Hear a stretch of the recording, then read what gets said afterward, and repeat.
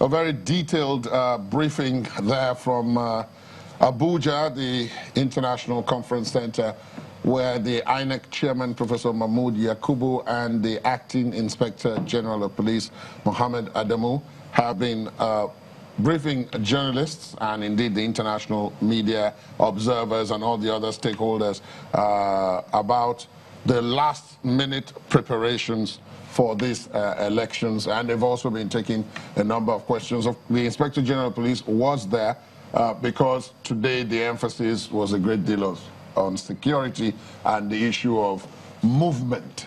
And it was very gratifying to hear the Inspector General of Police say that if your polling booth is far from your residence, the security agencies will not stop you from looking for your polling booth in order to be able to vote. As long as you can prove that you have a legitimate That's it, that you're going to vote. That is not for any other purpose other than that you're going to vote. So you go, you vote, and...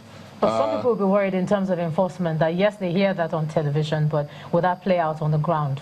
Well, I'm sure the AIGs, the divisional commanders, the state commissioners of police, having received this information now, will transmit it further down the line to the officers on ground and those who will be there. A lot of other things, yeah. I was going to say that you do know that the security institution or apparatus, what they do know is a signal. Yes, they haven't received the signal until they get that signal. Like the order, you mean? An order. Okay.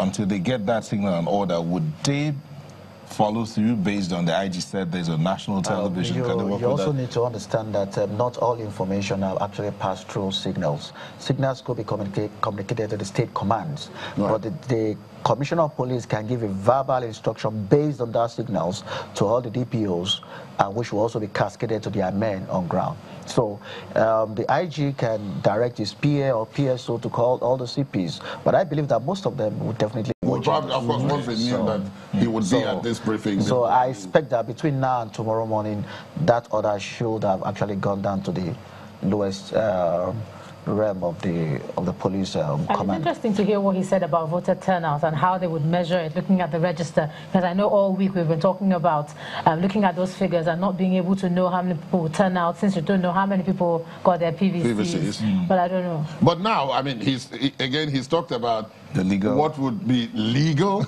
and what would be real, you know, and the idea is that what would ordinarily, going by what he said anyway, what would ordinarily have made sense is that you calculate voter turnout on the basis of the number of people who vote against the number of people who have PVCs, because that's the passport to voting. Yeah. But the law still says that turnout must be calculated on the basis of the voters register. Are we looking at amendment, or what do you think? Well, of course, he said that will have to be revisited after this series of elections. I think largely because of the situation we found ourselves. You see, as people are registering to vote, the PVC is supposed to have actually been given to them. So that gap, I think, is created by our own procedure here. But I know that we'll get to a level where you don't even need a PVC to vote. So by the time that we're able to integrate all this, our data, in terms of driver's license, national immigration data, road safety data, and the rest together, a national ID for all citizens should suffice. But you know what? Because there's going to be a unique number. Relating it to what you're saying, looking at when you go out to register, who registered in June is different from who registered in December. By the time your card comes out, I bet you, even if we talk about trying to get one biometric into one card, you probably still have the same issue of who, when. That's exactly what I'm trying to say. You see, the social security system, by the time we're able to put it in place, which is what, you know, this government at the inception talked about, trying to bring in all these data together to integrate them to form a national database. So the moment we have that, as a child is turning 18, he already has something he can use to validate himself at any point in time. So we'll not be needing a voter's card. In the United States, I don't think they use voter's card for somebody to vote. In as much as you have your own social security number, and then everybody in the country has one. Then again, about this issue of movement, this issue of going for, looking for your polling booth, I think again, our people need to be told right now, not just about sending signal to the police. The people themselves who are confused, who will be thinking that, how can I make this movement from one location to another. So if they are listening to us right now, or the medias are, how they're going to transmit this information is very important. So it's very, very important for people to know that they can move from one place to another. But again, that movement, is it leg movement, or is it being the vehicle, or is it riding bicycle, or is it on the bike? From previous elections. For example, right now, let me give an example. Let's assume now I live around Ogba, and somehow I need to vote around Ikeja, because that's where I got my PVC, because I work around that area. So am I going to be allowed to walk from Ogba to Ikeja to my polling booth to, as much as I have my PVC? Will the security agency allow me to move that from that distance? I think. Well, provided you are going on foot, they probably would. From experience, I don't think they usually stop people like that. It's not like shutting down the whole country. You still see vehicle moving. See what they will. Vehicle movement? No, within that time. Yes. You will still see. You will see. You will see. Maybe because you monitor and you're part of security yourself. You will see people riding Okada to move from one area to the other. I see the most important thing is that it is not going to be like the normal day. It will only be few, and when police stops them and they ask them questions, police are likely sensible people. They find, you see, once you are not gathered in a vehicle like 6, 7 in one vehicle, and once you are not presenting yourself in such a way that is suspicious, they open your boot. I'm not sure that they are going to have problems. So you're trying to say that if you have a car, you can still move around within this normal, the time they said no movement? On national television, is that possible? Rightly, I don't think it's possible. I don't think it's possible with vehicle to move from that distance of Ogba to Ikeja. I don't think so. But with you can't walk down. I don't think they will allow you to move.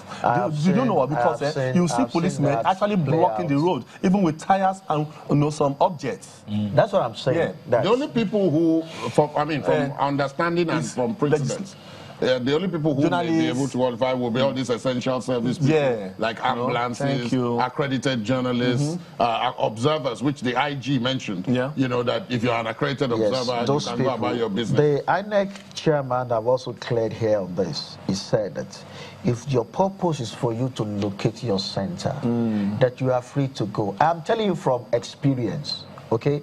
I was on an officer monitoring election, responsible for an election. So I'm telling you experience. I work with CP and the rest during election. I can tell you this. Police would not ordinarily arrest you if you comport yourself in a way that shows that you're actually going to go and vote. They will allow you to go and do your voting. They know when they see gatherings of vehicles that looks like people that are either going from one polling unit or the other to say they were going to monitor. You understand? So those ones are illegal people. They will stop them. But if you are driving, you alone, you are driving, you have your PVC with you, and then you're able to show, because in your card will show where your polling booth is. And you're able to prove to them that this is where my polling booth is. They will allow you. And that's what he has said. But ideally... Nancy, before you do that, let us expand the conversation, because if we leave it to these two, we're going to be here for a while. Let's expand the conversation and move over to Abuja, where we have a senior lecturer, Center for Democracy and Development, I beg your pardon, Dr. Umar Kiari, joining us there in Abuja. We also have the Controller Immigrations for Elections in Abuja, Jahum Bello. And joining us, the third person to join us in Abuja there is the Deputy Commandant of the NSCDC, Shola Odumoso. Thank you, gentlemen, for joining us on the program. So maybe we should just push you. It's a pleasure. Let us just push you directly into it. Controller Immigrations, Jahum Bello, is it true that you would be, is it true that if your polling booth is far from where you reside and you are able to present evidence and proof of that, you might be able to move from where you are to that area, even if it spans some significant distance? And is it going to be possible under any circumstance if you are in your own vehicle? Yes, it's possible. The only important thing for you is to show that your identity, to show your voting card. If you show it, there's no security agent that will stop you from moving. that's a very important clarification that that you've made there. And then let me ask you, Dr. Umar Kyari, in terms of the various things that you heard today at the final briefing, the INEC chairman called it, along with the Inspector General of Police, are you satisfied now that tomorrow things will, by and large, go smoothly? Well, I think it's very important to be cautiously optimistic. I remember last week, some of us shot our selves on the foot by going to the media, the international media, for instance, claiming that INEC was fully ready for the election, only for the election to be put off. However, a lot of things have happened between Saturday and now, and I think I'm fairly satisfied with the explanations offered by the INEC chairman. And from the look of things on ground, I think, unlike last week, they appear to be ready. However, I still insist that it pays better to be cautiously optimistic. I like the use of the word cautiously optimistic. And when we talk of interagency cooperation, Mr. Odumosu, the Deputy Commandant at the Security and Civil Defense Corps, NSCDC, you are going to be working alongside the police, immigration, customs, and a number of others for this election. Are you confident that you guys can work together for this election ahead of tomorrow, given that you all have different command structures? Well, basically, yes. As a matter of fact, this election is going to be adjudged as one of the most freest and fairest elections so far in the history of election in this country. And I must tell you that there is interagency collaboration. The IG of police, police being the lead agencies, and other security agencies with the Commandant General of Nigeria Security and Civil Defense Corps, the organization which I represent, alongside with other agencies of government. There is a lot of synergy going on right now as we speak. And as we also know, the operation order is in force, and everything is in top gear. And I can tell you that there is no cause for alarm. We're working together, and we're going to ensure that at the end of the day, this election is going to be very, very credible. That I must assure you.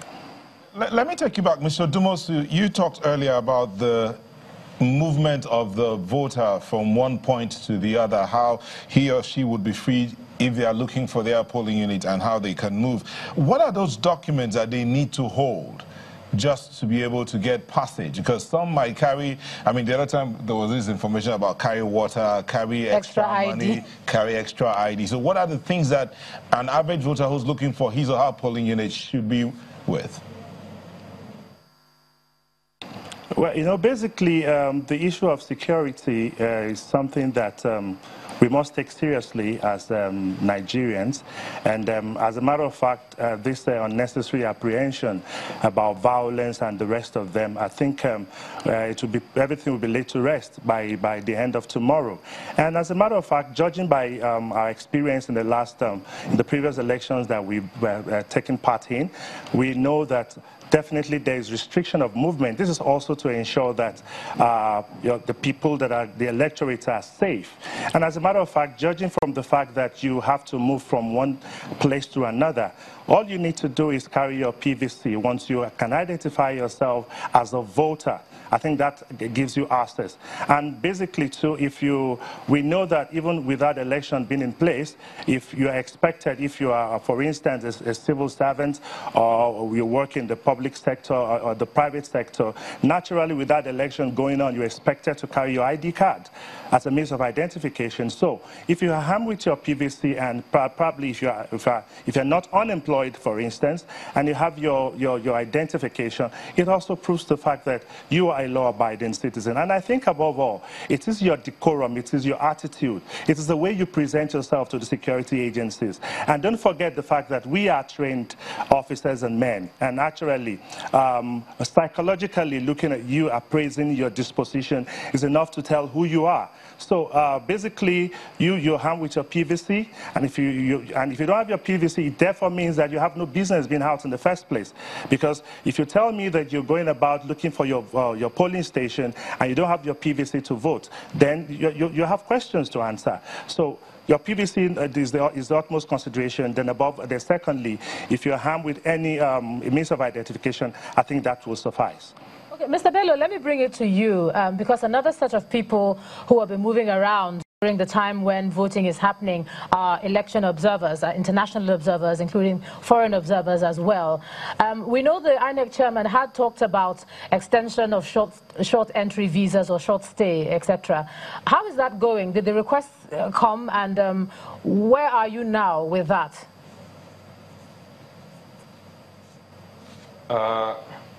Yes. The Minister of Interior has approved a gratis visa for all foreign observers that have been in Nigeria, and because of the rescheduling of the elections, their visa expired. So we have set up an office in INEC where the visas are going to be extended, and the extension is gratis, no payment. How are you monitoring the movement generally? I mean, if we leave the observers, I mean, if you talk about the observers, the movement of the observers and so on, how are you monitoring their movement? How are you ensuring that they're able to move around freely without hindrance from other agencies, since you are the ones who had to deal with them? And then the general broad point of foreigners. A lot has been made by some of the political actors about the alleged use or non-use or infiltration of the borders and all of that by foreigners. How are you monitoring that?